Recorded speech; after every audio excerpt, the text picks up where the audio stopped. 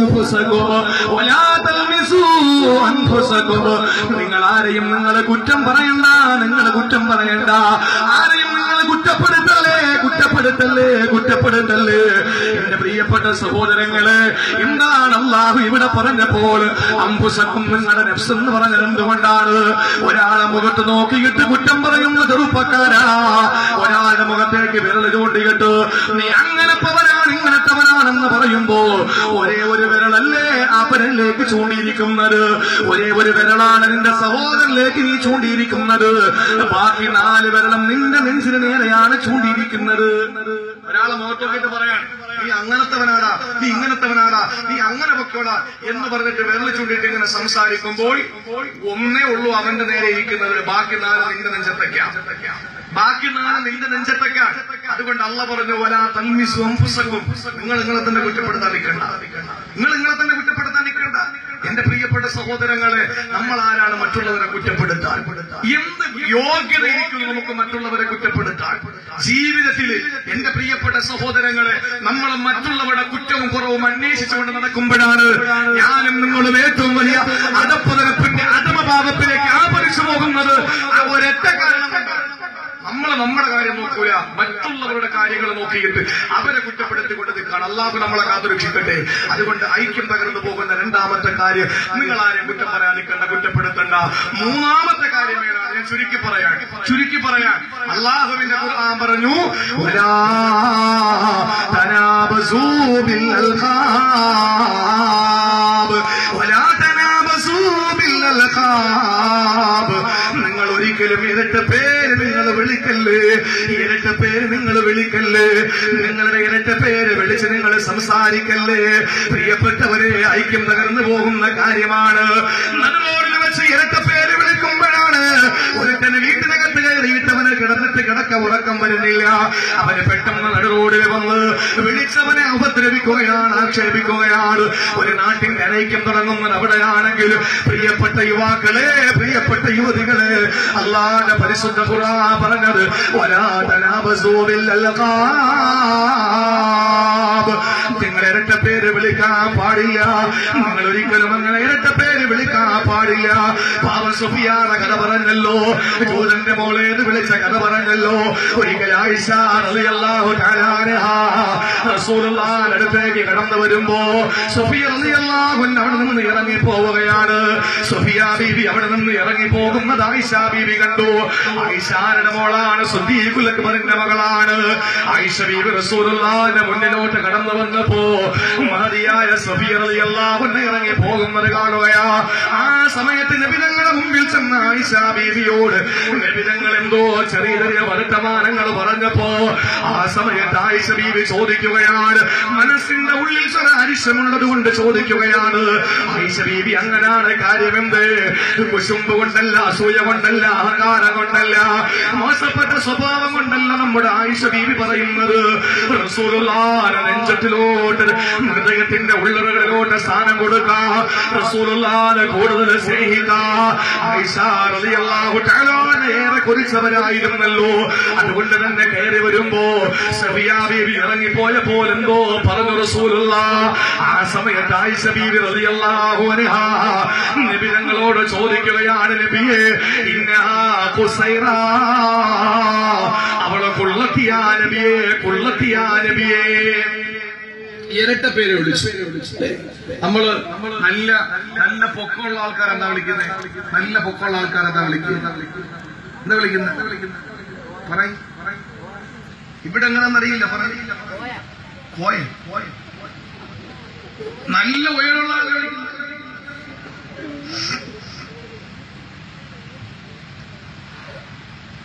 നല്ല പൊക്കമുള്ള ആളിനെ നമ്മളെന്താ വിളിക്കുക?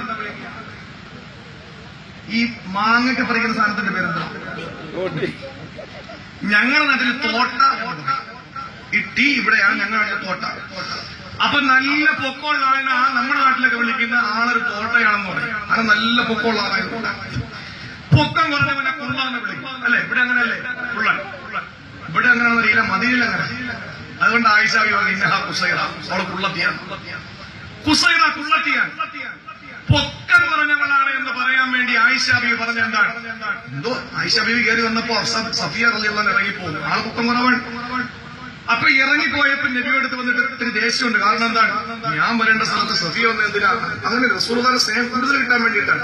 അപ്പൊ അങ്ങനെ പറഞ്ഞപ്പോ എന്തോ പറഞ്ഞ കൂട്ടത്തില് പറഞ്ഞു പോയി, ഞാൻ ഹുസൈന അവള് കുള്ളത്തിയല്ല നബിയെ എന്ന് പറഞ്ഞപ്പോ അള്ളാഹുവിന്റെ റസൂലിന്റെ മുഖം ചുവന്നു തുടുത്തു. നമ്മളാണെങ്കിലോ 5 ഭാര്യമാരുണ്ട്, അല്ലെങ്കിൽ 2 ഭാര്യമാരുണ്ട്. ഒരുത്തി മറ്റൊരുത്തിയെ പറ്റി ആക്ഷേപം പറയുമ്പോ നമ്മൾ പറയുന്നത് എന്താ? ശരിയാടി, അതാണ് നിന്നെ പോലെ സുന്ദരി വേറെ ആരുമില്ല, നീയാണ് എന്റെ യഥാർത്ഥ പെണ്ണ്, പിന്നെ അതൊക്കെ ഞാൻ വെറുതെ സൈഡായി വെച്ചിട്ട് നിൽക്കുന്നതാ എന്ന് പറഞ്ഞിട്ട് എവരടുത്ത് നമ്മൾ പൊക്കി വെച്ചു. അവളെ കാണുമ്പോഴോ എവളെ കുറ്റപ്പെടുത്തിയിട്ട് നമ്മൾ അവളെ അറസിൽ കയറ്റി വെച്ചു. ഇത് നമ്മുടെ സ്വഭാവം. അള്ളാഹുവിന്റെ റസൂൽ അങ്ങനല്ല. ഹബീബായ നബി തങ്ങൾ എന്റെ പ്രിയപ്പെട്ടവരെ ആയിഷ ബീവിയുടെ വായിൽ നിന്ന് ഇന്നഹാ ഖുസൈറ ഉള്ളത്തിയാണെന്നുള്ള വാക്ക് കേട്ടപ്പോൾ ഹബീബായ നബി തങ്ങൾ എന്താ പറഞ്ഞെന്നറിയോ? നബി തങ്ങൾക്ക് ഈ 2 പുരികത്തിനിടയിൽ ഒരു ഞരമ്പുണ്ട്. ആ ഞരമ്പിന്റെ പ്രത്യേകത ശമായിൽ തുറമുടി പോലുള്ള ഗ്രന്ഥങ്ങളിൽ കാണാൻ കഴിയുന്നു. ദേഷ്യം വരുമ്പോ അതിങ്ങനെ ഊതി വീർത്ത് വരും. ചിലർക്ക് അങ്ങനെയാണ്. ദേഷ്യം വരുമ്പോ ഞങ്ങളുടെ നാട്ടിൽ ഒരാളുണ്ട്, അയാൾക്ക് വിക്ക്. പക്ഷെ അയാൾ ദേഷ്യപ്പെടുന്ന വിൽക്കൂല. ചില കണ്ടിട്ടില്ലേ? ചെവിട് കേൾക്കാത്ത ചില പ്രായമുള്ള അമ്മമാരുണ്ട്. അവരെ പറ്റി എന്തെങ്കിലും ആളുകൾ പറഞ്ഞാൽ അത് കേൾക്കും. അവരെ പറ്റി എന്തെങ്കിലും മോശം പറഞ്ഞാൽ അത് കേൾക്കും. നല്ല കാര്യങ്ങൾ പറഞ്ഞാൽ കേൾക്കൂല. ഇന്ന് ചിലർക്ക് ദൗർബല്യങ്ങളുണ്ട്. ഷുഗർ കൂടുതലുള്ളവർക്ക് പെട്ടെന്ന് ദേഷ്യം വരും. ഷുഗർ കൂടുതലുള്ളവർക്ക് ദേഷ്യം വരും. പണ്ടാർക്കും അങ്ങനെ വന്നു. അതിന്റെ പേരില് സുഖമില്ലാത്ത ആളാ എന്ന് പറയുമ്പോ അത് നമ്മളൊരു മുതലാക്കാനുള്ള ശ്രമമാണ്. അത് നമ്മൾ മുതലെടുക്കാനുള്ള ഒരു ശ്രമമാണ്. വയ്യാന്ന് സുഖമില്ലാന്നൊക്കെ പറയുമ്പോൾ നമ്മൾ സുഖമില്ലാത്തവരല്ലേ, അപ്പൊ നമുക്കൊരു പരിഗണന തരും എന്ന പേരിൽ നമ്മൾ എന്താ ചെയ്യുക? അത് വെച്ച് മുതലെടുപ്പ് നടത്താൻ. എന്റെ പ്രിയപ്പെട്ട സഹോദരങ്ങളെ, അള്ളാഹുവിന്റെ റസൂലിന്റെ നെറ്റിത്തടത്തിൽ ഒരു ചെറിയ ഞരമ്പുണ്ട്. അത് സഹാബത്തിനറിയാൻ. നബി തങ്ങൾക്ക് ദേഷ്യം വരുമ്പോൾ അതിങ്ങനെ ഊതി വീർത്ത് അതിങ്ങനെ പൊങ്ങി വരാറുണ്ട്. സഫിയ റളിയല്ലാഹു അൻഹയുടെ മുഖത്ത് നോക്കിയിട്ട് ഖുസൈറ കുള്ളത്തിയാണെന്ന് ആയിഷ ബീവി പറഞ്ഞപ്പോൾ അല്ലാഹുവിന്റെ റസൂൽ ആയിഷയെ വിളിച്ചിട്ട് പറയുകയാണ്, ആയിഷ ലഖദ് ഖുൽതി കലിമതൻ ലൗ മുസ്ജത് ബിമാഇൽ ബഹരി ലമസദതഹു യാ ആയിഷ. ആയിഷ, നീ പറഞ്ഞ വാക്കുണ്ടല്ലോ ഖുസൈറ എന്ന പദം, ആ ഖുസൈറ കുള്ളത്തി എന്ന പദമുണ്ടല്ലോ, ആ പദമങ്ങാനെ മലര് വിളിക്കുന്ന തിരമാലകൾ വലിച്ചെറിഞ്ഞ, ആ കടലിലേക്ക് അങ്ങനെ വലിച്ചെറിഞ്ഞ ലമസദതഹു യാ ആയിഷ. കടലിലെ വെള്ളം മുഴുവനും നശിച്ചു പോകുന്നതാണ്. കടലിലെ വെള്ളം മുഴുവനും നശിച്ചു പോകുന്നതാണ്. ചിന്തിക്കണേ, ഗൗരവമാണ് ചെറുപ്പക്കാരാ. സ്വർഗത്തിൽ പോകാൻ വേണ്ടിയിട്ട് കഫൻ പടവ വാങ്ങി നടക്കുകയാണ് ഞാൻ നിങ്ങൾ. അങ്ങ് സ്വർഗത്തിലാണെന്ന് പറഞ്ഞിട്ട് പ്രസംഗിക്കുകയാണ്. സ്വർഗം നമുക്ക് ഉറപ്പാണെന്ന് പറഞ്ഞ് സന്തോഷത്തിലാണ്. നരകത്തിൽ നമ്മൾ പോകൂലെന്ന് പറഞ്ഞ് സന്തോഷത്തിലാണ്. എങ്ങനാ ചെറുപ്പക്കാരോ സ്വർഗത്തിൽ പോവുക? പെങ്ങളെ എന്റെ സഹോദരിമാരോട് പറയാ, ഇന്ന് അയൽക്കൂട്ടത്തിന് പോകുന്ന പെങ്ങന്മാർക്ക് ഒരു ഗ്രാമത്തിലുള്ള ഒരു അയൽവാസികളായ പെണ്ണുങ്ങൾക്ക് കൂടി ഇപ്പൊ വാട്സപ്പിന്റെ ഗ്രൂപ്പ് ഉണ്ട്. മുഴുവനും ഇപ്പൊ വാട്സപ്പിന്റെ ഗ്രൂപ്പിലൂടെയാണ്. എന്തെല്ലാം മോശപ്പെട്ട ചിത്രങ്ങളാ. പ്രിയപ്പെട്ടവരെ, ഓരോരുത്തരുടെ മൊബൈൽ എടുത്ത് നോക്കണം, ആരെയൊക്കെ ചിത്രങ്ങളാ കാണുക. പ്രിയപ്പെട്ടവരെ, നമുക്ക് നാണക്കേടാണ്. പ്രിയപ്പെട്ട സഹോദരങ്ങളെ, പറഞ്ഞു വന്ന വിഷയം എന്താണ്? ഇന്ന് പരസ്പരം ഞാനും നിങ്ങൾ കൂടിയിരുന്നിട്ട് ഒരാളെ പറ്റി മോശപ്പരങ്ങൾ പറയുമ്പോ ഇവിടെ റസൂലുള്ളാഹിന്റെ ഭാര്യ വിളിച്ചിട്ട് അല്ലാഹുവിന്റെ റസൂൽ പറഞ്ഞത്, നീ പറഞ്ഞ ഖുസൈറ എന്ന പദമുണ്ടല്ലോ, നീ പറഞ്ഞ ഖുള്ളത്തി എന്ന പദമുണ്ടല്ലോ, അത് കടലിൽ നിന്നാണ് വലിച്ചെറിഞ്ഞ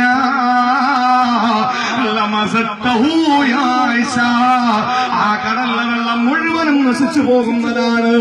ആ വെള്ളം മുഴുവന് കലങ്ങി പോകുന്നതാ. ആ വെള്ളം മുഴുവനും വല്ലാതെ മോശപ്പെട്ട് പോകുന്നതാണ് എന്ന് ലോകത്തിന്റെ മുത്തേ നബി മുഹമ്മദ് മുസ്തഫ